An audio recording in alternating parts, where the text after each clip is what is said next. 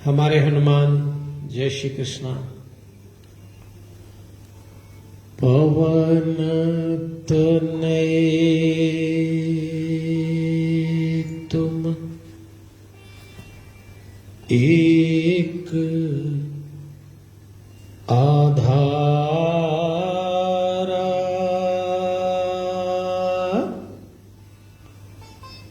कथा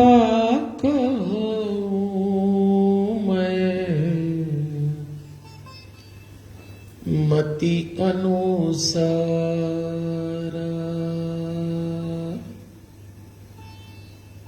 वक्रतुंड महाकाय सूर्यकोटि समप्रभ निर्विघ्नं कुरु मे देव। शुभ कार्येषु शुभ सर्वदा। गुरुर्ब्रह्मा गुरुर्विष्णु गुरुर्देव महेश्वर गुरुर्साक्षात् परब्रह्म तस्मै श्री गुरवे नमः। परमपिता परमेश्वर की बड़ी अनुग्रह भरी दृष्टि है और भगवान की असीम अनुकंपा है कि हम लोग विश्व के इस पहले हनुमान चालीसा के ध्यान केंद्र शांतम में नवरात्र के अवसर पे एक अनुष्ठान कर रहे हैं, श्री राम कथा, और विषय रखा है स्वास्थ्य रामायण। और इसका जो शीर्षक है होई है सोई जो राम रची राखा। तो इस दिव्य प्रांगण में उपस्थित बाबा हनुमंत लाल जी की इस अनूठी प्रतिमा को सादर प्रणाम करते हुए देवलोकवासी स्वामी नारायण देव तीर्थ जी, स्वामी सत्यमित्रानंद गिरी जी को वंदन करते हुए जूना पीठाधीश्वर आचार्य महामंडलेश्वर स्वामी अवधेशानंद गिरी जी को नमन करते हुए भक्ति भारती मां प्रेमा पांडुरंग जी का पावन स्मरण करते हुए श्री रविशंकर महाराज रावतपुरा सरकार को नमन, परमधाम पधारे हुए पूज्य पिताजी वल्लभदास जी को वंदन और आप सबके भीतर बैठे हुए दिव्यात्मा को सादर प्रणाम करते हुए हर अनंत यात्रा का अपना एक इतिहास होता है। अनंत यात्रा यानी संसार छोड़ के देवलोक जाना, लेकिन इतिहास के पन्ने भी दम तोड़ देंगे जब इस दौर की अनंत यात्राओं की कथा लिखी जाएगी। बहुत कठिन समय है, तो समय आ गया है कि हमें सावधानी रखते हुए अब ऐसी निगाह रखना है कि बिना बोले बहुत कर जाएं, बिना किए सारे काम संभाल लें। ये एक आध्यात्मिक दृष्टि है। ये जो लॉकडाउन का दौर है और लगातार भारत के प्रमुख शहरों में लॉकडाउन बढ़ गया, सूचनाएं आ गई अभी अभी, तो जीवन भी चलाना है, जीवन बचाना भी है, दो वक्त की रोटी का इंतजाम भी करना है। ये बिल्कुल ऐसा है कि टोंटियां भी खुली रखना है और फर्श भी सुखाते जाना है। कमाने का इरादा, जीने की तमन्ना एक साथ बनाए रखिएगा। इस दौर में खूब कमाइए, लेकिन याद रखिएगा कुछ ऐसा भी कमाना जो समय पे काम आए। ये दृश्य बिल्कुल ऐसा हो रहा है जैसे बहुत सारे धावक दौड़ लगा रहे हैं किसी प्रतियोगिता में, और उन सभी धावकों ने एक दूषित पानी वाली टंकी का पानी पी लिया। सबकी तबीयत बिगड़ गई, किसी को पेट दुख रहा है, किसी को उल्टी हो रही है। लेकिन वही धावक रेस में कामयाब हुआ और सबसे पहले पहुंचा जिसका पेट सबसे कम दुखा। आज बिल्कुल हमारी प्रतिस्पर्धा, हमारी चुनौतियां बिल्कुल ऐसी हो गई है, बचेगा कोई नहीं। हाँ, वो बचेंगे जो सबसे कम आहत हुए, वही स्वस्थ माने जाएंगे, ऐसा लगता है। अब मैं व्यवहारिक विषय पे तो बहुत अधिक नहीं बोलूंगा, पर इसका नाम रखा है स्वास्थ्य रामायण। बालकांड में हमने चर्चा की थी फिजिकल हेल्थ की, अयोध्या कांड में हमने उसी बात को थोड़ा सा आगे बढ़ाया था, फैमिली हेल्थ। अरण्य कांड में सोशल, किष्किंधा कांड में इमोशनल, सुंदर कांड में प्रोफेशनल हेल्थ, और जैसे जैसे हम लंका कांड में पहुंचे हमने इंटेलेक्चुअल हेल्थ की कल बात की, और आज पूर्णाहुति उत्तरकांड, और आज हम स्पिरिचुअल हेल्थ की बात करेंगे, स्पिरिचुअल वेलनेस, आध्यात्मिक स्वास्थ्य क्या है। देवी और सज्जनों, जीवन में प्रार्थना, सेवा, पूजा और योग, ये चार बातें सही ढंग से उतर जाएं और उसके बाद आपके दूसरे जीवन चलते रहें, तो इसको कहेंगे स्पिरिचुअल वेलनेस। रिलीजियन यानी शरीर, स्पिरिचुअलिटी यानी आत्मा। ये सीधा सा एक समझने का ढंग है, और शीर्षक तो आपको याद है, होई है सोई जो राम रची राखा। इस दौर में आप इस पंक्ति को मंत्र मान लें। आपके जीवन में अगर इस दौर में कठिन से कठिन चुनौती आ रही है तो इस चौपाई को जरूर दोहराइएगा, होई है सोई जो राम रची राखा। चलिए दो विषयों पे बात करते हैं, हालांकि दोनों विषय आगे आएंगे, लेकिन होई है सोई जो राम रची राखा को समझाने के लिए मैं ये दो विषय बीच में से पहले ले रहा हूं। बात चल रही उत्तरकांड की, रामचरितमानस, राम कथा, रामायण का पूर्णाहुति, अंतिम सोपान, 7वां उत्तरकांड। आइए देवियों और सज्जनों, थोड़ा समझते हैं कि रावण को वरदान तो बहुत बड़ा मिला था, तपस्वी था। अब इससे बड़ा वरदान क्या होगा, हम काहू के मरही न मारे। हम किसी के हाथ मरे नहीं, इतना बड़ा वरदान उसको मिला। और इतनी बड़ी उपलब्धि होने के बाद रावण अपने जीवन में शाप का संग्रह भी करता गया। उसे जितने वरदान नहीं मिले उससे अधिक तो शाप मिले। अयोध्या के राजा अनरण्य, नल कुबेर, नंदी, इन लोगों ने सीधे शाप दिया था रावण को। अभी हम कथा का विस्तार नहीं जाएंगे। पार्वती, माया, वेदवती, शची, रंभा, इन स्त्रियों ने भी, बल्कि और तो और उसकी बहन शूर्पणखा ने भी उसको शाप ही दिया था। इतनी स्त्रियों के शाप मिले उसको। देखो भगवान कैसा करता है, वरदान देता है और दुष्ट को भी देगा, क्योंकि भगवान का तो सॉफ्टवेयर बिल्कुल फिक्स है। जो तपस्या करेगा मुझे देना है। लेकिन भगवान जानते हैं कि दुष्ट व्यक्ति कुछ अधिक तपस्या करता है, सज्जन लोग कम करते हैं, क्योंकि उनके पास मादा बहुत होता है। अब तपस्या की है तो भगवान को तो देना ही है, चाहे दुष्ट हो के साधु संत हो। तो भगवान एक छोटी सी गली, एक छोटा सा छिद्र छोड़ देते हैं कि अगर दुष्ट को वरदान मिला तो ये दुरुपयोग करेगा, तो कोई ना कोई ऐसी व्यवस्था छोड़ दे कि इसके जीवन में शाप भी उतरे, नहीं तो ये खत्म ही नहीं होगा। तो रावण के शाप रावण को ले डूबे। तो पहली बात तो यह, यहीं आके हम कहेंगे होई है सोई जो राम रची राखा।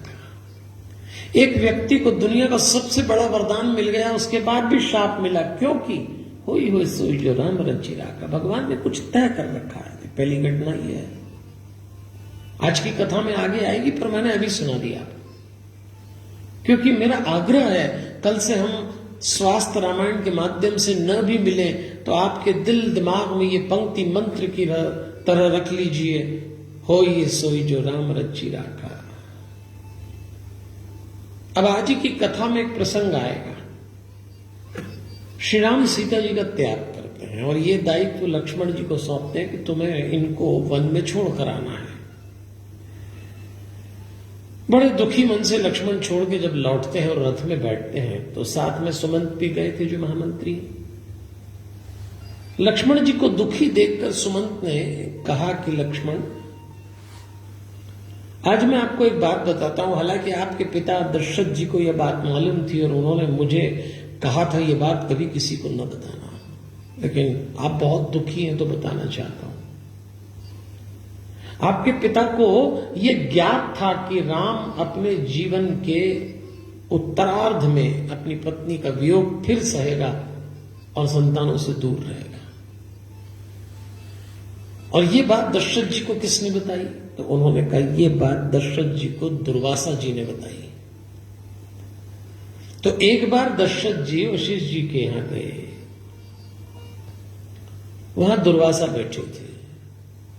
दशरथ जी ने प्रणाम करके कहा कि मेरे संतानों के लिए आप शुभाशीष दे दें। तो दुर्वासा जी ने कहा मैं दे तो दूंगा, लेकिन हे चक्रवर्ती राजा दशरथ, मैं आपको बताना चाहूंगा कि आपके बड़े पुत्र के दाम्पत्य में, उनके जीवन के उत्तरार्ध में बहुत खलबली है। क्यों है? जब पूछा तो उन्होंने कहा तुम्हारा पुत्र विष्णु का अवतार है। और एक बार जब देवताओं और दैत्यों में युद्ध हुआ तो दैत्य भृगु ऋषि के आश्रम में गए और भृगु ऋषि की पत्नी, जो उनकी गुरु माता जैसी थी दैत्यों की, कहा हमारी रक्षा करिए। तो उन्होंने आश्वासन दे दिया कि मैं तुम्हारी रक्षा करूंगी। और विष्णु जब मारने आए तो सामने खड़ी स्त्री, लेकिन भगवान ने कहा कि आप स्त्री होकर दुष्टों की रक्षा कर रहे हैं और मुझे दुष्टता मिटाना है, तो मुझे आपका वध करना पड़ेगा। और कर दिया। ये बात भृगु जी को अच्छी नहीं लगी, तो भृगु जी ने विष्णु जी को शाप दिया कि एक अवतार में तुम अपनी पत्नी का वियोग वैसे ही सहोगे जैसे मैं आज सह रहा हूं। हालांकि पश्चाताप हुआ बाद में भृगु ऋषि को। उन्होंने विष्णु जी से कहा कि ये मैंने आपको क्रोध में क्या कह दिया। लेकिन विष्णु जी कहते हैं होई है सोई जो राम रची राखा। ये लीला है, मेरा प्रारब्ध है, मुझे जो भोगना है चाहे अवतार बन के भोगना। जीवन में इंटरकनेक्टिविटी बहुत है। आपके जीवन में जो आज घटना घट रही कहीं ना कहीं जुड़ी हुई है। इसीलिए हमारे ऋषि मुनियों ने जो पुनर्जन्म की व्यवस्था दी है, जो प्रारब्ध की व्यवस्था दी, वो एक बहुत बड़ा आश्वासन है। किसी के साथ कुछ बुरा हो जाए और यदि वो प्रारब्ध को न माने, पूर्व जन्म को न माने, तो वो टूट जाएगा। लेकिन ये एक आश्वासन है कि अरे भाई तुम्हारे साथ बुरा हुआ है तो कहीं ना कहीं प्रारब्ध में होगा, तो आदमी को एक आश्वासन मिल जाता है। बड़ी सुंदर व्यवस्था है ये। तो भगवान श्री राम को विष्णु जी के रूप में जो शाप था उसको फलना था।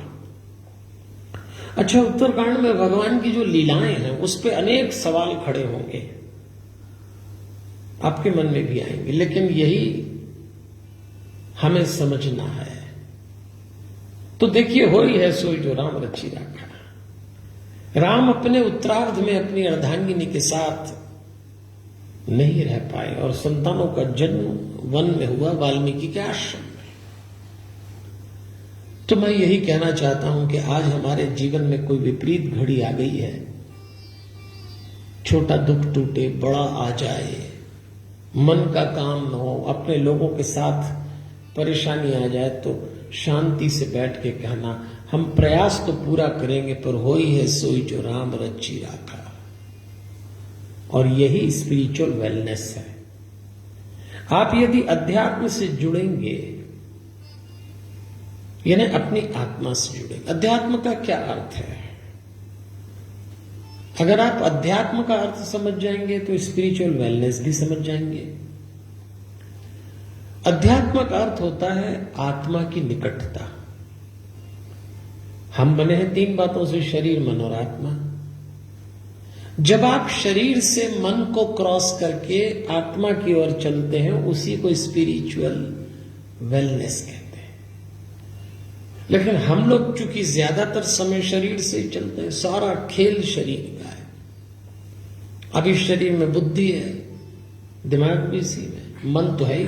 तो ये सब इस तरह के काम चलते हैं कि आपके जीवन भर कोई ठोस समाधान नहीं मिलता। आपने एक किया, दूसरे ने दूसरा किया, क्योंकि सब शरीर से चल रहे हैं। हाँ, जिस दिन आप आत्मा पे पहुंचते हैं, आपका समूचा आचरण कुछ अलग हो जाता है और शरीर पे अलग रहेगा। हमारे पहचान का एक व्यक्ति है, मांगी लाल, कंजूस।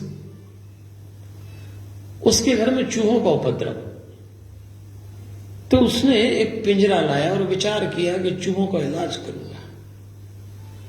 बड़ी मुश्किल से पैसा खर्च करके, बड़ी तकलीफ हुई उसको, कंजूस था कि एक पिंजरा लाना पड़ा। अच्छा, चूहे को पकड़ने के लिए पिंजरे में रोटी डालना पड़ती, तो मांगी लाल ने कहा अब रोटी कौन रखे, कंजूस आदमी। तो उसने अखबार में से एक रोटी की कतरन काटी, कहीं विज्ञापन छपा होगा रोटी का, तो कतरन काटी और वो कतरन रख दी कि बिल्कुल रोटी जैसी लग रही वो कतरन। तो बस उसने कहा चूहा रोटी देख के आएगा और धड़ाम से पिंजरा बंद होगा, मेरा काम हो जाएगा, रोटी भी खर्च नहीं होगी, कागज से पकड़ लूंगा। अगले दिन सुबह मांगी लाल ने देखा कि पिंजरा तो खुला हुआ पर चूहा नहीं था और रोटी का कागज भी गायब था और उसकी जगह एक दूसरा कागज रखा था और उस कागज पे चूहा बना था। अब आप विचार करिए, जब आप किसी को बेवकूफ बना रहे होते हैं तो वो उसी समय आपको भी बना रहा होता है। शरीर, दिमाग, कुटिलता, षड्यंत्र, मन से संचालित जीवन ऐसा ही होता है। इसलिए आपको ये कोशिश करना पड़ेगी कि जीवन को अध्यात्म तक ले जाएं, आत्मा तक ले जाएं। थोड़ी मेहनत लगती है। हम जान छिड़कते हैं जिस फूल की खुशबू पर, हम जान छिड़कते हैं जिस फूल की खुशबू पर, वो फूल भी कांटों के बिस्तर पे खिला होगा। ऐसे नहीं खिला करते फूल। तो जब आपका व्यक्तित्व खिलेगा तो मान के चलिए कि वो आत्मा से खिलेगा, केवल शरीर से नहीं खिलता। ये शरीर में क्या है, एक दिन बहुत सुंदर है, एक दिन बीमार है, एक दिन बूढ़ा है।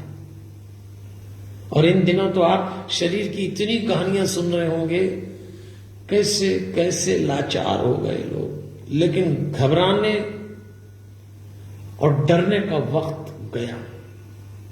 कब तक डरेंगे, कब तक घबराएंगे? अब करने का समय आ गया है।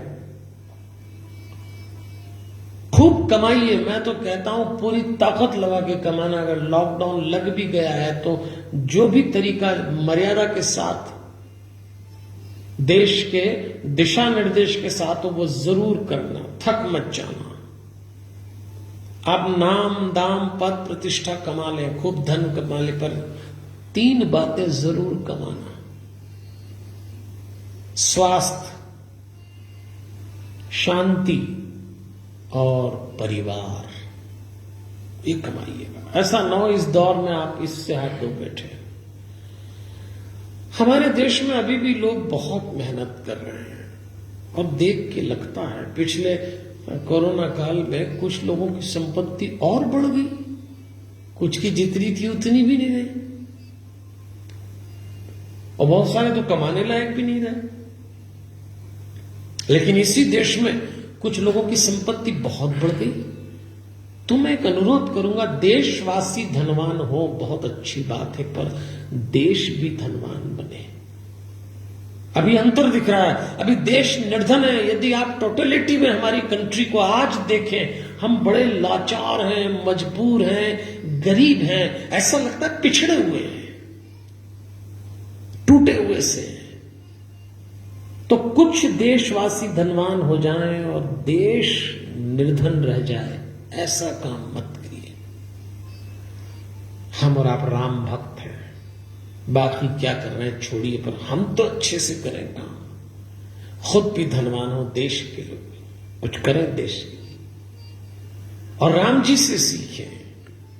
विपरीत समय राम जी के जीवन में आया, उनको वनवास जाना पड़ा, लेकिन राम जी ने तय किया कि मुझे राजकाज छोड़ के वनवास जाना है, तो कोई तो उपलब्धि करना पड़ेगी। तो कितनी बड़ी उपलब्धि हुई, लोक नायक बन गए। था क्या अवधेश बनते ज्यादा से ज्यादा।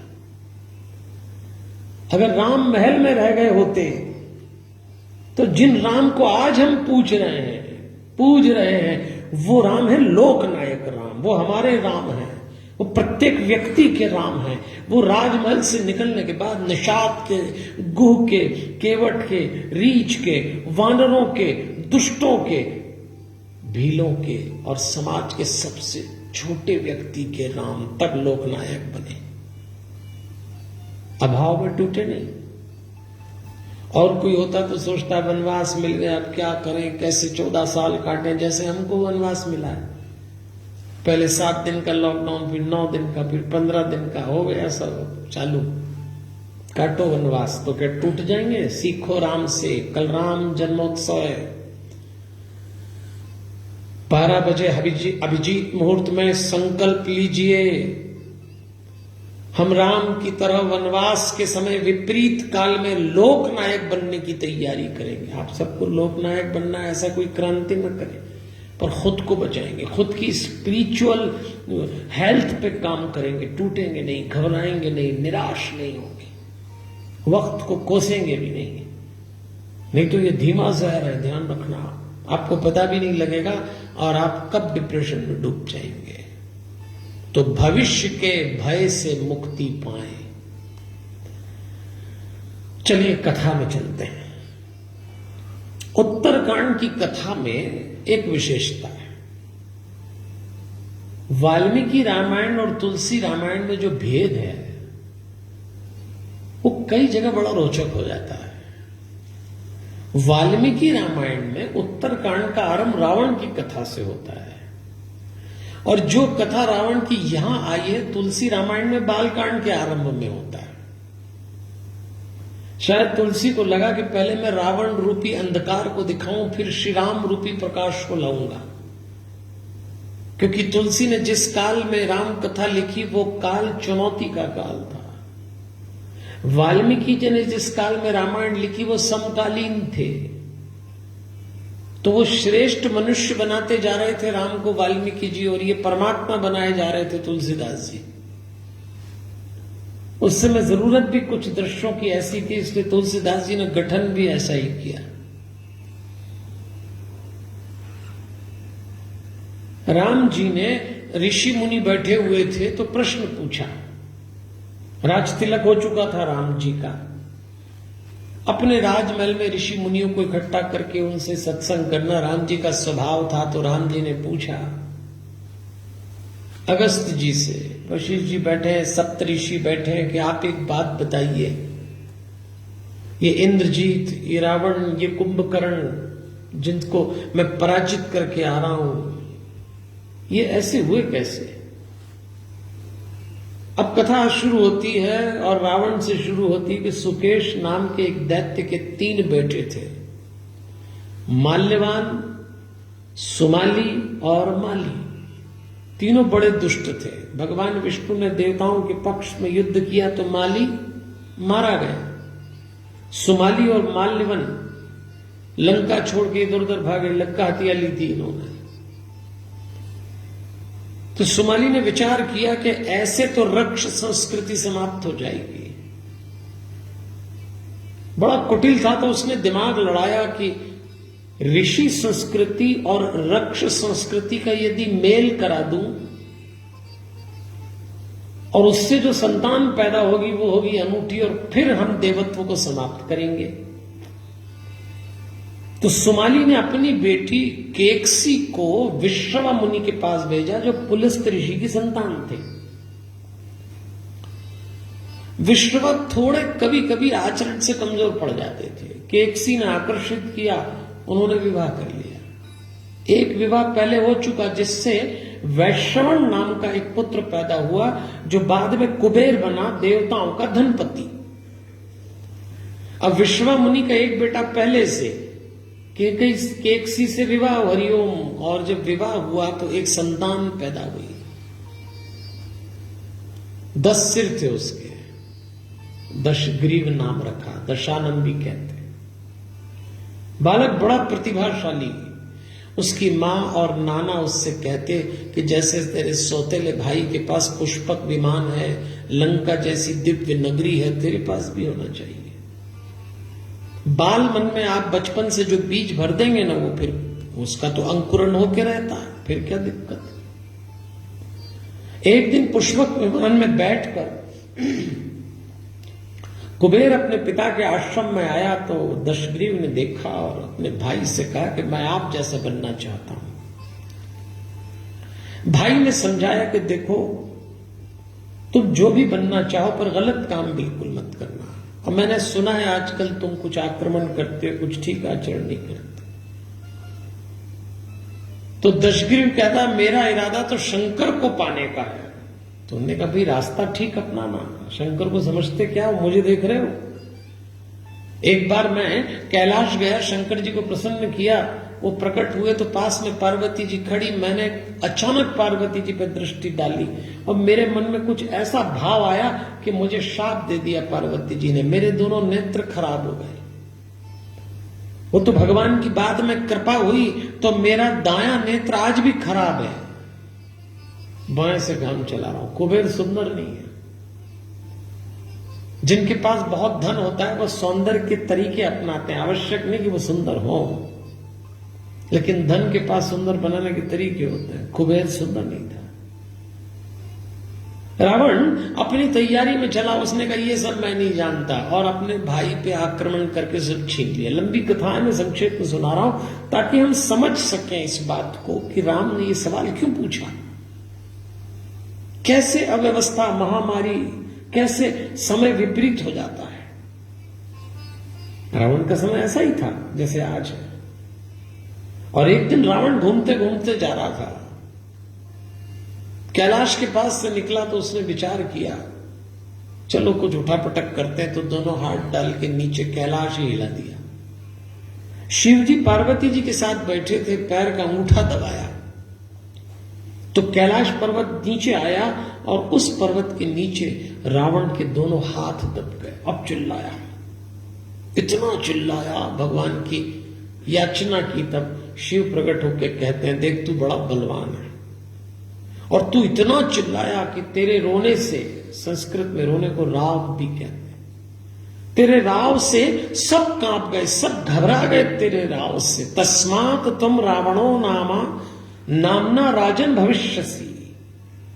तो तूने इतना राव किया तो आज से भविष्य में तेरा नाम रावण होगा।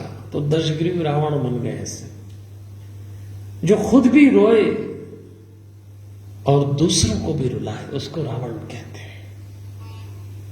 आज ऐसा ही हो रहा है।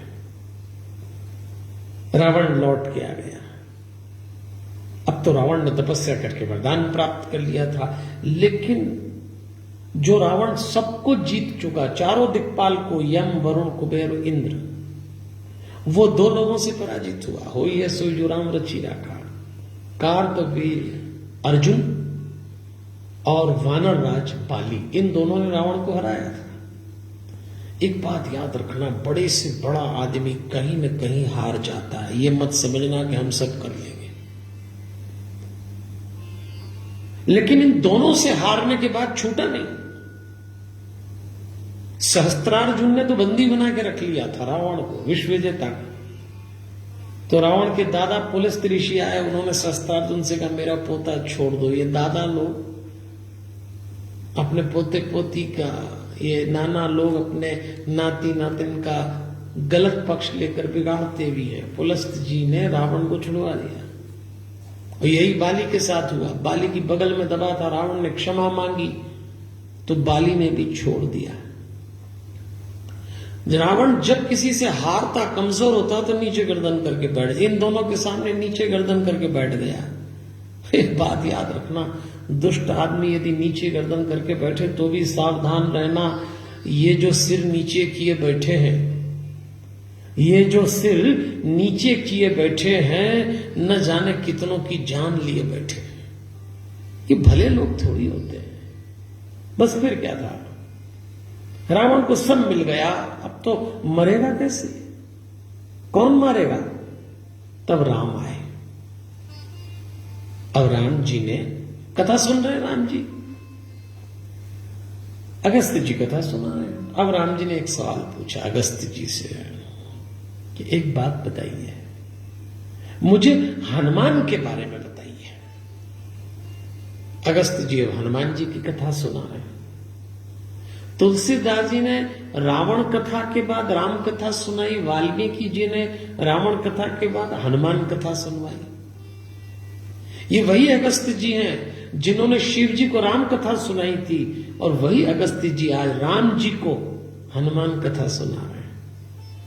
अच्छा, राम जी ने पहले ही बोल दिया, महाराज विस्तरेण यथा तत्वम कथय अमर पूजित, मुझे आप हनुमान की कथा विस्तार से सुनाएं।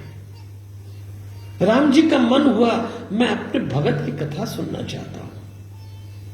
अगस्त्य जी ने हनुमान कथा सुनाई है। क्या हमारे हनुमान जी, देखिए तो सही, उनकी कथा सुनने के लिए राम जी श्रोता बन के बैठे, बिल्कुल ऐसे ही जैसे एक बार त्रेता जुग माही शंभु गए कुंभज ऋषि पाही। जैसे शंकर सती देवी को लेके अगस्त ऋषि के आश्रम में राम कथा सुन रहे थे, आज ऐसे ही राम जी अगस्त जी के मुंह से हनुमान जी की कथा सुन रहे हैं। हमारे हनुमान जी हैं ही ऐसे। सारी कथा सुनाई, जन्म कैसे हुआ, अभी मैं इस पे विस्तार नहीं करूंगा, आपने सुन रखी है। हनुमान जी के जन्म को लेकर 3-4 कथाएं हैं। क्यों है ऐसी? क्योंकि हनुमान जी लोक देवता है। तो शंकर सुवन भी हैं, पवन पुत्र भी हैं, अंजनी के भी बेटे हैं, और सब कनेक्टेड हैं कथाएं। इसीलिए हम आजकल पढ़ते हैं कि हनुमान जी के जन्म स्थान को लेकर कोई कहता है यहां है, कोई कहता है वहां है, कोई कहता है यहां। तो कहेंगे, अरे भाई, जिनकी जन्म की अनेक कथाएं, उनका जन्म स्थान अनेक कथाओं में चला जाए तो क्या बड़ी बात है। लेकिन अगस्त्य जी कहते हैं, राम हनुमान जैसा कोई नहीं है। कथा सुनाते सुनाते वो कहते हैं, ये 11 बातें केवल इस संसार में हनुमान के पास है। पहली, पराक्रम, उत्साह, बुद्धि, प्रताप, सुशीलता, मधुरता, अनीति नीति का विवेक, 8वीं बात गंभीरता, चतुरता, उत्तम बल, और 11वीं बात धैर्य। ये 11 बातें इस संसार में एक साथ बहुत कम लोगों में होगी, और हनुमान में है। और अगस्त्य जी कहते हैं कि केवल इतना ही नहीं, संसार के सारे शास्त्र पढ़ रखे हैं। तो उन्होंने कहा, हनुमान जैसा विद्वान नहीं। मैं जब कभी हनुमान जी की कथा कहीं कहता हूं तो लोगों से एक बात कहता हूं, ये मैं नहीं कह रहा, ये तुलसी कह रहे हैं, ये राम जी कह रहे हैं, ये अगस्त्य जी कह रहे हैं, ये वाल्मीकि जी कह रहे हैं, हनुमान जैसा विद्वान नहीं।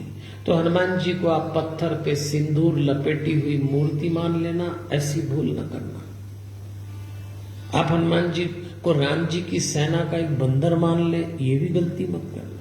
परम विद्वान है। इस रामायण कथा में बड़ा यशगान गाया अगस्त्य जी ने राम जी के सामने। अब हनुमान कथा पूरी हो रही है। राम जी ने सब वानरों को बुलाया और कहा, भाई अब सब अपने अपने घर जाओ। सबको विदा किया, विभीषण विदा हुए, सुग्रीव, अंगद। हनुमान जी ने सुग्रीव जी से कहा, आपकी आज्ञा हो तो मैं रुक जाऊं। पूछ रहे अपने राजा से। अच्छा, राम जी तो चाहते ही थे कि रुक जाए, क्योंकि राम जी जानते थे कि मेरी इस विजय के पीछे इस व्यक्ति की योजना, इसका पुरुषार्थ, इसका पराक्रम बोल रहा है। राम जी तो कहा करते थे कि हनुमान की जो मुझे सबसे अच्छी बात लगती है, कठिन से कठिन काम तो करते ही हैं, लेकिन काम समय पे करते, त्वरित। विलंब का तो हनुमान जी के पास कोई काम नहीं। विलंब आपने, हम लोगों की क्या आदत होती है, हमको कोई काम दे तो हमारी खोपड़ी में 50 काम पहले ही चल रहे होते हैं, तो कंसंट्रेशन बनता नहीं है, और फिर करने जाते हैं तो कोई भूल हो जाती है, कोई सामान गिर जाता है। काम बताया आज करना है, कल तक होश ही नहीं है, और फिर ऊट पटांग उत्तर देने लगते हैं, क्योंकि दिमाग में कई चीजें चल रही हैं। आपको एक घटना बताता हूं। एक आदमी घोड़ा पाल कर बैठा था, उसका घोड़ा बीमार हो गया, तो घोड़े डॉक्टर के पास गया और उसने पशु चिकित्सक से कहा कि ऐसी ऐसी बीमारी है। तो पशु चिकित्सक ने कहा ये दवाई घोड़े को खिलाना है, पर तरीका ये है कि ये पोंगरी तुमको दे रहे हैं।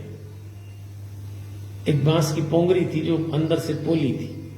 बोले ये दवा, ये गोली इस पोंगरी में रखना और घोड़े के मुंह में ये पोंगरी डालना, तो वो मुंह करेगा, और जोर से फूंक मार देना तो घोड़े के अंदर ये गोली चली जाएगी। घोड़े की गोली तो पावरफुल थी। अब बस वो आदमी के दिमाग में 4-5 चीजें एक साथ चलती हैं, तो कुछ सोच रहा होगा। उसने पोंगरी घोड़े के मुंह में डाली, दवा डाली, लेकिन कुछ सोचने में देर लग गई कि फूंक लगाना है। इतनी देर में घोड़े ने फूंक मार दी, और जैसी मारी तो गोली इनके, अब ये लट्ठे लोगे डॉक्टर के पास, अरे कौन सी गोली दे दी? उन्होंने कहा हुआ क्या? बोले मैं फूंकू इसके पहले घोड़े ने फूंक दी। तो हाँ, तो दूसरा फूंक ही देगा भाई, तुम इतनी देर करोगे? तुम्हारा कबाड़ा करने के लिए दुनिया बैठी हुई है। जो काम पूरी तरह करो और समय पर करो, पूरे परफेक्शन के साथ करो। हनुमान जी गजब के थे इस मामले में। अब याद करिए, उस समय तो हनुमान जी को कोई जानता भी नहीं था, लेकिन जब उड़े थे तो सुरसा मिली थी। काहे के लिए आई थी? परीक्षा लेने। और हनुमान जी की पहली परीक्षा थी सार्वजनिक रूप से। सुरसा परीक्षा ले रही है। जो जन भरी देही बदन पसारा, उसने अपने बदन को इतना योजन बढ़ाया, कपि तनु की दुगुन विस्तारा। सुंदरकांड का प्रसंग है। हनुमान जी दुगना करते हैं, और तू इतनी तो ये मैं डबल। 16 जोजन मुख ते ही ठयो, तुरत पवन सुत 32 भयो। एक शब्द आया तुरत। तुरंत करिए। जीवन में कुछ काम विलंब से करने से बिगड़ सकते हैं। तो राम जी को हनुमान जी की एक कला बड़ी प्यारी है। तो राम जी ने हनुमान जी की दिल से कथा सुनी। अब आगे आती है। ऐसा लिखा है कि हमारे राम जी का राजकाज करने का तरीका भी बड़ा निराला था। उनके कुछ मित्र थे अयोध्या के, उनको वो बैठा लेते, और वो मित्र राम जी को कुछ विनोदी कथाएं सुनाते, कुछ हास्य कथाएं सुनाते। तो राम जी राजकाज करते हुए भी मूड बड़ा लाइट रखते थे।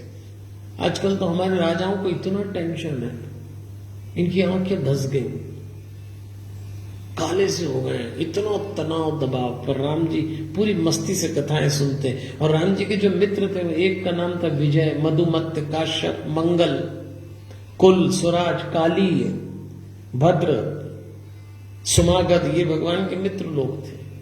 ये सब बैठ के भगवान को कथा सुनाते। एते कथा बहुविधा परिहास समन्विता, परिहास करते। कुल मिला के मनोरंजन, प्रसन्नता, चुनौती आएंगी, लेकिन भैया प्रसन्नता तो भंग मत करो। अपने मित्रों से पूछा करते थे कि एक बात बताओ, मेरे लिए प्रजा क्या कहती है? कोई विपरीत शब्द तो नहीं निकल रहा? मुझ तक बात नहीं पहुंचे तो तुम्हारी जिम्मेदारी। मित्रों, मुझे सच बात बताओ। एक दिन सीता जी और राम जी बैठे थे, तो सीता जी ने राम जी से कहा कि मैं आपको सूचना देना चाहती हूं कि मैं गर्भवती हूं। बड़े प्रसन्न हुए और कहते हैं, देवी तुम कभी कुछ मांगती नहीं हो मुझसे, तो तुम्हारी क्या इच्छा है मुझे बताओ, मैं पूरा करूंगी। तो सीता जी ने राम जी से कहा, मेरी एक इच्छा है, मैं गंगा तट पर बसे हुए ऋषियों के आश्रम जाके उनके दर्शन करना चाहती हूं, गंगा जी के भी और महात्माओं के। भगवान ने कहा, व्यवस्था करेंगे आपकी।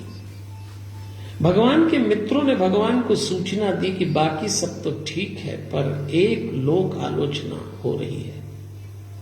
आपके लिए बात खुसर खुसर हो गई कि आपने रावण की बंदनी अपनी पत्नी सीता को अपने महल में रख लिया। इसकी बड़ी आलोचना हो रही, वो समय ऐसा था। राम जी ने भी निर्णय लिया। इस पर बहुत चिंतन होता है, मैं 1 घंटे का व्याख्यान अलग से देता हूं इस पर, लेकिन अभी हमारा विषय नहीं है, अभी हम उलझ जाएंगे इसमें, क्योंकि राम अब राजा बन गए थे और राम के हिसाब से एक राजा न पति होता है, न पिता होता है, न भाई होता है, न पुत्र होता है। राजा सिर्फ राजा होता है और उसकी प्रजा ही उसका परिवार है, प्रजा उसकी संतान है। तो यदि प्रजा में कुछ विपरीत चल रहा है जो उस समय था, तो राजा की प्राथमिकता प्रजा थी, तो विचार किया कि पत्नी को त्यागना पड़ेगा। अपने भाई लक्ष्मण को बुला के कहा कि तुम इन्हें ले जाओ, गंगा तट पे छोड़ देना। ऐसा हुआ। आप जरा ध्यान दीजिए, भगवान कृष्ण की लीला देखेंगे तो कृष्ण मनुष्य से अवतार बनते हुए दिखते हैं। कृष्ण बाद में अपने जीवन में अवतार बनते हुए गए। राम जी अवतार के रूप में आएंगे और धीरे धीरे मनुष्य बनते हुए गए। आप देख लेना। तो एक मनुष्य के निर्णय तो प्रश्नों के घेरे में आएंगे, इसलिए राम जी के उत्तर रामचरित्र के कुछ निर्णय आज भी सवालों के घेरे में है, पर हमारा भी विषय है नहीं है।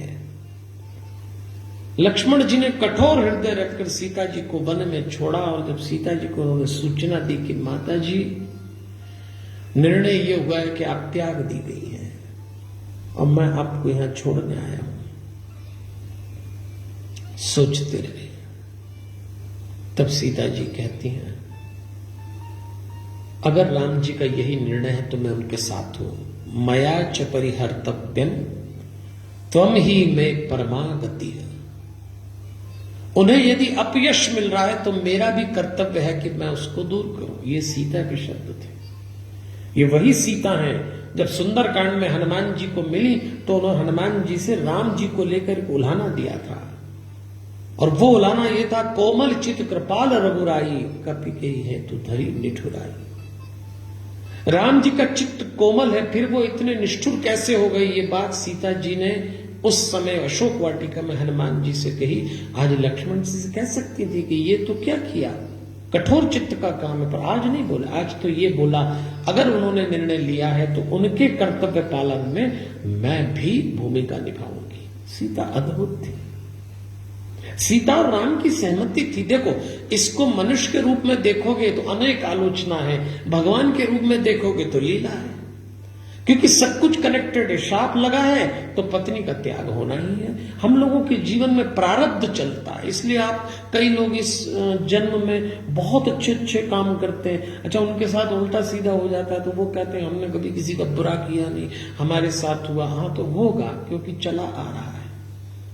सीता जैसी स्त्री जिसने कभी किसी का बुरा ना किया, उनके साथ हो रहा है क्योंकि प्रारब्ध काम कर रहा है। राम के साथ भी प्रारब्ध काम कर रहा है। और जब लौट के आए तो सुमंत ने बताया जो कथा मैं आपको पहले सुना चुका हूं। और राम ने एक बार कहा था, सीता तुमने मुझसे विवाह किया है तो इसकी कीमत भी चुकाना पड़ेगी। कुछ लोग इस संसार में दूसरों के लिए जीते हैं, उनके अपने घर वाले भी उनका रस नहीं ले पाते। तो ठीक है, जो राम से जुड़े उनको तो चुनौती देना है। आज हम भी राम भक्त हैं, या हमारे जीवन में कई बार ऐसा होगा, चुनौतियां ही चुनौतियां होंगी, तो टूट मत जाना। आरजू लेकर घर से निकलते क्यों हो? किसी ने बहुत अच्छी बात बोली है, आरजू लेकर घर से निकलते क्यों हो, और पांव जलते हैं तो फिर आंख पे चलते क्यों हो? अब जो जीवन है सचमुच आंख पे चलने जैसा है। बहुत आसानी से अब कोई यात्रा नहीं कर पाएंगे, हर यात्रा कठिन है, चुनौती है। लक्ष्मण लौट के आए, राम जी को सूचना दी। एक दिन राम जी राजकाज में बैठे तो कहने लगे, 4 दिन बीत गए मैंने कोई काम नहीं किया, सीता का विरह है, लेकिन मुझे राज का कर्तव्य करना पड़ेगा। ये बहुत अच्छी बात राम जी हमको सिखा रहे हैं कि देखो दुख कितना ही बड़ा है, दुनिया रुकती नहीं है। अपने काम करते रहना मित्रों, चाहे लॉकडाउन में हो, अस्पताल में हो, घर के लोग चले गए हो, इस संसार का सारा पहाड़ दुख का टूट गया हो, फिर भी कर्तव्य रुकता नहीं है, जीवन रुकता नहीं है।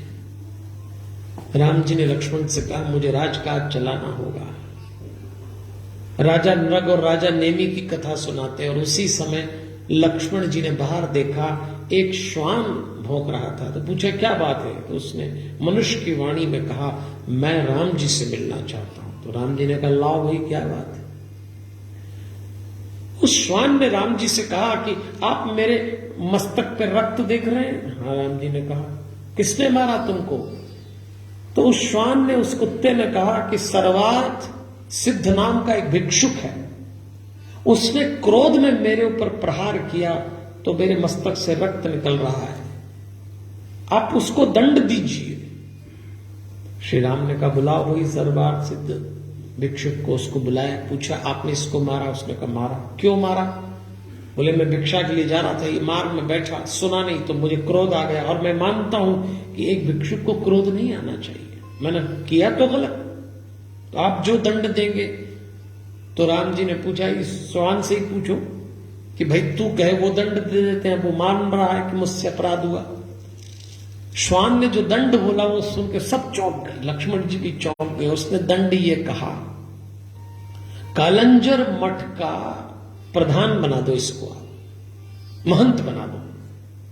उन्होंने कहा ये कौन सा दंड हुआ है, तो अच्छा खासा मठ का महंत बन गया, ये तो पुरस्कार हो गया। पर उसने कहा था तो बना दिया बाजे गाजे से। अब सब पूछने लगे तो राम बोले ना ना ना, ये श्वान कुछ अद्भुत है, इसके पीछे जरूर कोई राज है।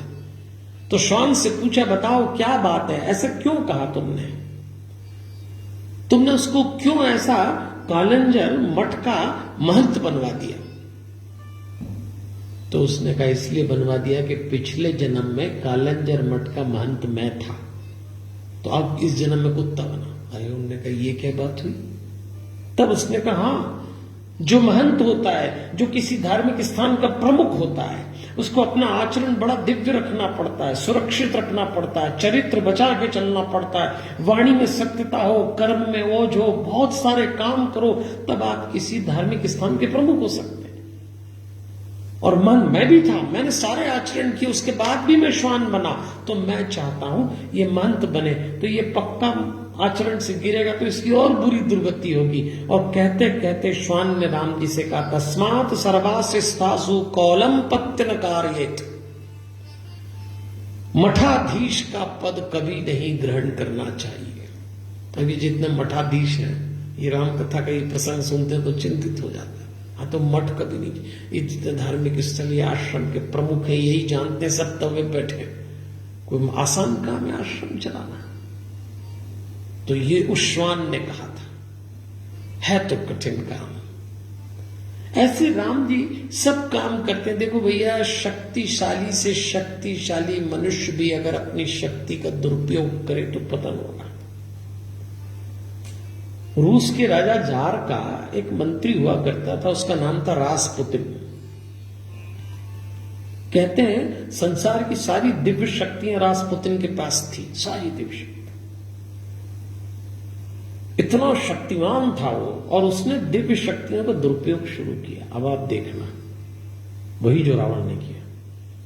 रूस का राजा पूरी तरह उसके कब्जे में, प्रधानमंत्री की नियुक्ति भी वही कराता, एक एक निर्णय पूछा जाता। जब क्रांति हुई और इसको मारा रासपुतिन को, तो इसको जब जहर पिलाया तो इसने इतनी शक्ति अर्जित कर ली थी, इतना तप किया था कि विष ने असर ही नहीं किया।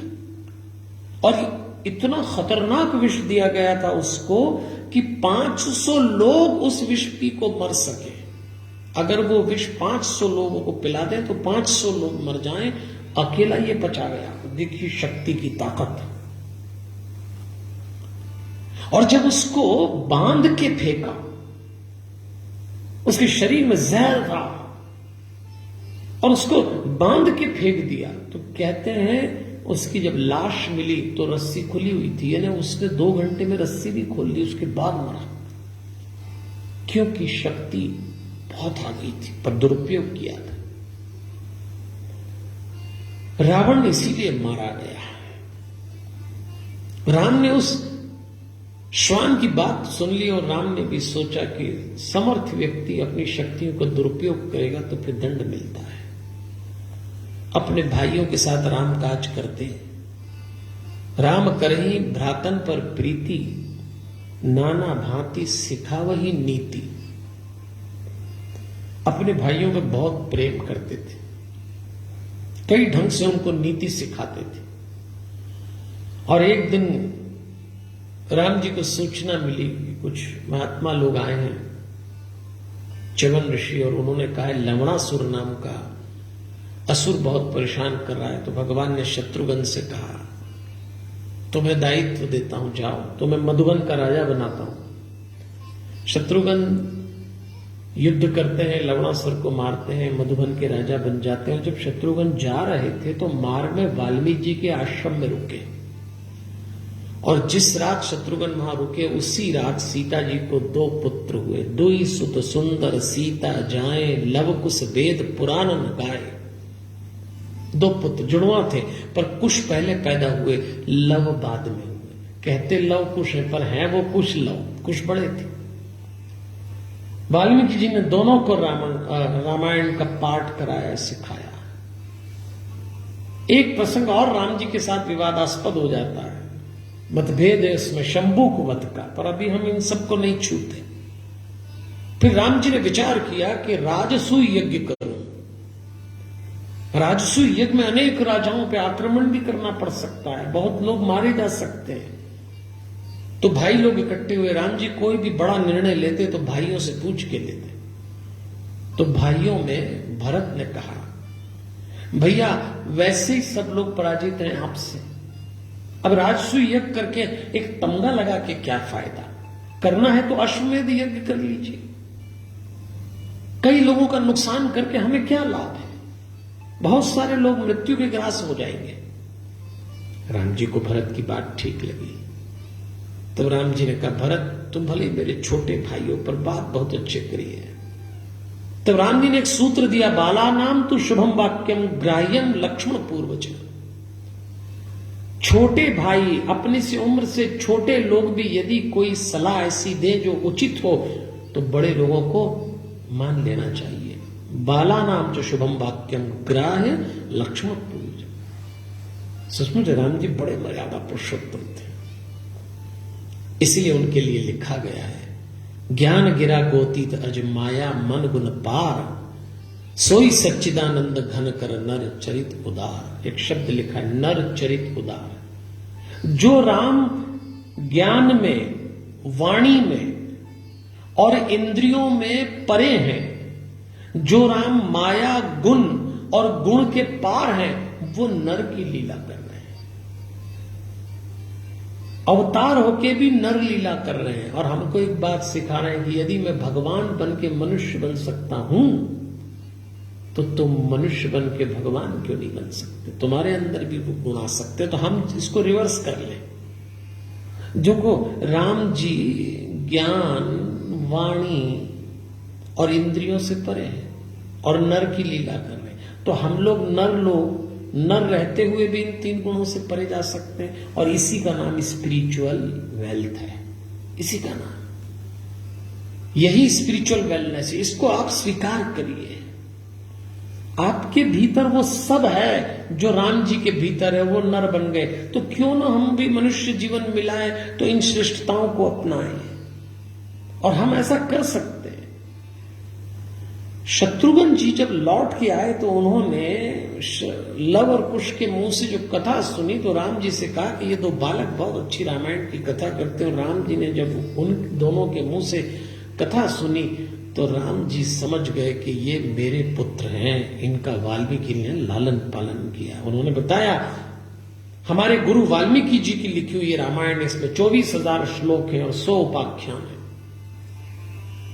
राम जी ने वाल्मीकि जी से निवेदन किया, पधारे महाराज सीता जी को लेकर, और सीता जी आई।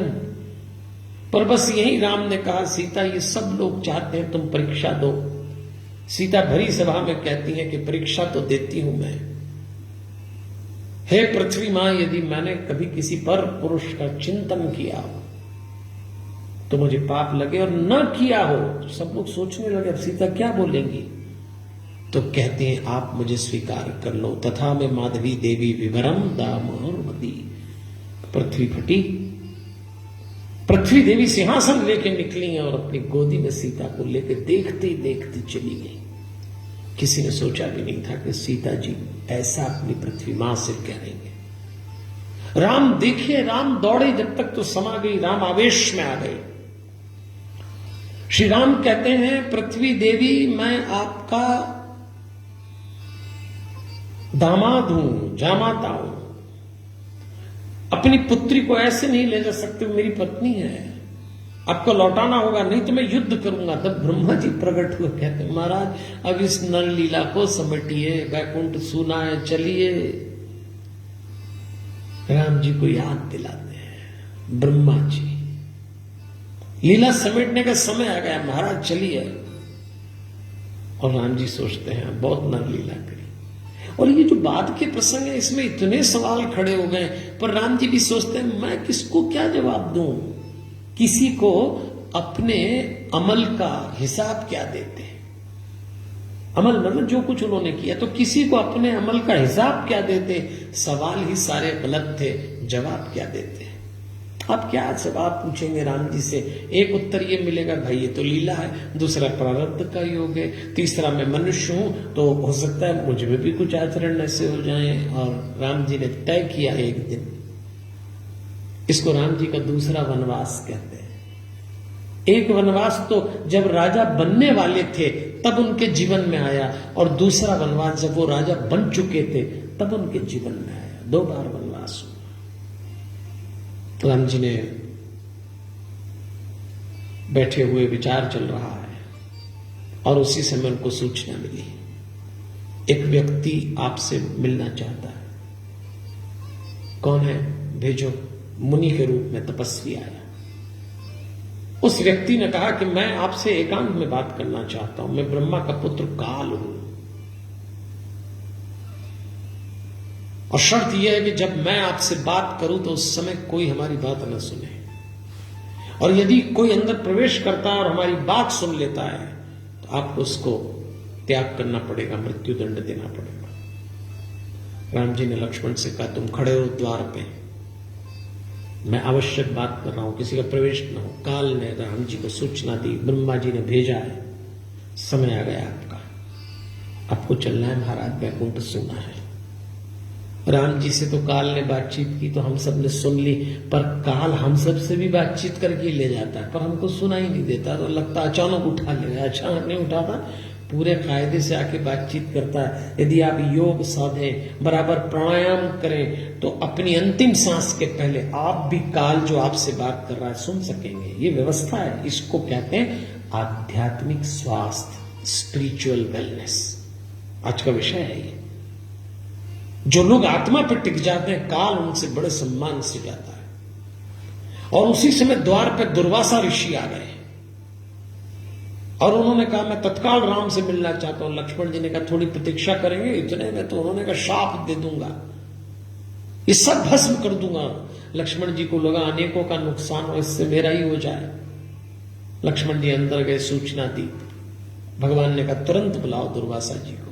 भगवान ने उनकी सेवा की और जब सब चले गए तो लक्ष्मण जी ने राम जी को देखा और राम जी ने कहा लक्ष्मण शर्त ये थी कि जो आएगा उसका त्याग करेगा, तुम्हें जाना पड़ेगा। बस लक्ष्मण जी चले वहां से और लक्ष्मण जी सरयू पे प्राणायाम और योग के माध्यम से अपने प्राण त्याग देते हैं और उसके बाद संसार से विदा होने की तैयारी करते हैं राम जी भी। और राम जी तब अपने लोगों को बुलाते हैं और राम जी अपने लोगों से ये कहते हैं देखो मेरे भी जाने का समय आ गया। अपने अयोध्या के लोगों को बुला के कहते हैं सुनो सकल पुरजन मम बानी कहो न कछु ममता उरानी। तुम लोग मेरी एक बात सुनो, बड़े भाग मानुष तन पावा, सुर दुर्लभ सब ग्रंथ न गावा। भक्ति स्वतंत्र सकल सुख खानी, बिनु सत्संग न पावहि प्राणी। भक्ति का मान बताया, अंतिम संदेश दे रहे हैं और कहते हैं बहुत कहूंगा कहा बड़ाई, यही आचरण बस में जाई। मेरा ये जो अनुशासन मानता है मैं उनके वश में हूं। और जाते जाते 5 लोगों से भगवान कहते हैं, जाम्बवन, विभीषण, हनुमान, मयंक, द्विविद, मेरे जाने के बाद तुम 5 रहोगे जीवित, लेकिन उसमें से भी 2 तो अखंड रहोगे, विभीषण और हनुमान। और जो जामवंत है, मयंक और द्विविद है, ये कृष्ण अवतार के द्वापर युग में इनका प्रयाण हो जाएगा। बस भगवान कहते हैं, हनुमान मैं जा रहा हूं लेकिन तुझे छोड़ के जा रहा हूं। तो हनुमान जी ने हाथ जोड़ के कहा, यावत तव कथा लोके विचरष्यति पावनी, तावत स्यामी मेदन्या तव अज्ञानो पलाया। महाराज इस संसार में जब तक आपकी कथा चलेगी हनुमान उपस्थित रहेगा और परंपरा होगी। जहां जब राम जी की बात करो हनुमान जी आएंगे, क्योंकि राम जी छोड़ के गए हैं। राम जी ने सशरीर अपने वैष्णव तेज में प्रवेश किया। उनके साथ जो लोग थे, जो जिसके पुत्र देवता के थे, वो सब उसमें समा गए। जन समुदाय को संतानक नाम का लोक मिला जो बैकुंठ के निकट है। और अब शंकर जी कथा सुना रहे थे पार्वती को, तो कहते हैं, हनुमान सम नहीं बड़ भागी, नहीं को राम चरण अनुरागी, गिरजा जासु प्रीति सेविकाई, बार बार प्रभु निज मुख गाई। हनुमान से बड़ा कौन बड़ भागी होगा जिसका भगवान ने अपने मुख से स्नान किया। और यहां आके तुलसीदास जी ने तो लिख दिया, मौसम दीन न दीन है तो तुम समान रघुबीर, अस विचारी रघुवंश मनी हरम विषंभव वीर, काम ही नारी प्यारी जिमी, लोभ ही प्रिय जिमिदाम, तिमि रघुनाथ निरंतर प्रिय लागहु मोहि राम। जैसे काम ही नारी प्यारी, जैसे कामी को नारी प्यारी लगती, लोभ ही प्रिय जिमिदाम, जैसे लोभी को और मिले तो बढ़ता है। तिमि रघुनाथ निरंतर, महाराज आप मुझे ऐसे लगे, आप में डूब जाऊं, आप मेरा लक्ष्य हो। और यहां से सब चले गए। ये कथा हमको क्या दे जा रही है? देवियों और सज्जनों, में आपका बड़ा आभारी हूं कि आपने इतने सुंदर ढंग से इस कथा को सुना।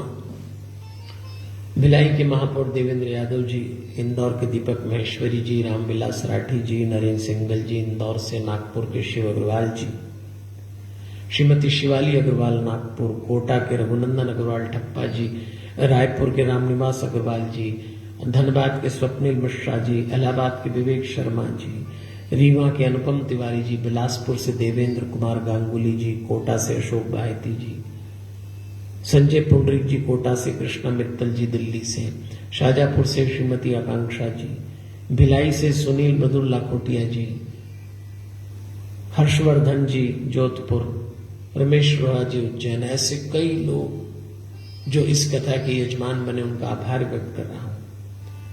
और इस कथा में कुछ शब्द जो बड़े प्यारे आए कि इस कथा को सुनने के बाद हमारे भीतर हुआ क्या। सच तो यह है कि भगवान से कहिए हम धन्य हो गए, धन्य हो गए महाराज। और सच ये जो धन्य शब्द है, ये धन्यवाद वाला नहीं है, वाद अलग कर दो, जो धन्य रह गया वो धन्य। धन्य का अर्थ ही है कि श्रेष्ठ काम करने वाला जो पुण्यवान व्यक्ति, उसको धन्य कहा गया है। जिसमें कृतार्थ उतर आए, जिसमें साधुवाद उतर आए, वो धन्य है। तो इस कथा को सुनने के बाद हम धन्य हो गए। रामचरितमानस में कोई 38-39 बार धन्य शब्द आया है, और सच में धन्यता का अनुभव करिएगा। अहो जन्म इव जन्म मुनीसा, धन्य है तुम। याज्ञवल जी ने भरद्वाज जी से कहा था, और धन्य घरी सोई जब सत्संगा। शिव जी ने पार्वती से, वो घड़ी धन्य है जब सत्संग करना मिलता है। 7 दिन हो गए, प्रतिदिन 8 से 9 फेसबुक लाइव पे हमने कथा करी, हम धन्य हुए। और ये धन्यता हमारी ताकत बनना चाहिए। यही हमारी स्पिरिचुअल हेल्थ है, वेलनेस है। कठिन समय मैं पूरा कर रहा हूं अपनी वाणी को। कल हमारे यहां अनुष्ठान की पूर्णाहुति, आप सब लोग बड़ी संख्या में अनुष्ठान में जुड़े। कल रामजन्म भी होगा शांतम में। लॉकडाउन की अवधि है, मान करिए मर्यादा का।